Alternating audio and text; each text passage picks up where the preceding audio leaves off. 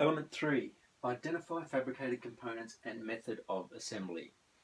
It has 3 performance criteria. 3.1, the types of component parts are identified from working drawings and specifications. So you're basically going to be demonstrating that you can look at a plan or the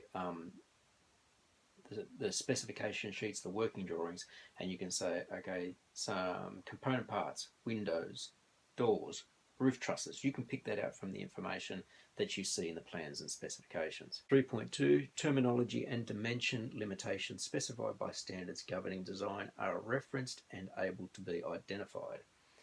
So you're able to, specific terminology to be depending on the area you're working in, whether you're a concreter, a tiler, an electrician, a plumber. So that specific terminology. And dimension limitations. How long is a piece need to be? Is there a tolerance for a piece?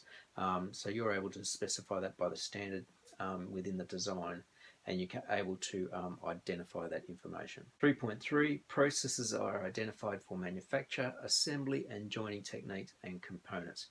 So you're looking at the component you need to make, you're able to identify the methods of assembly, what sort of joinery it's going to need, what sort of components you're actually making, how to manufacture these parts on site so that can be assembled into the project off-site.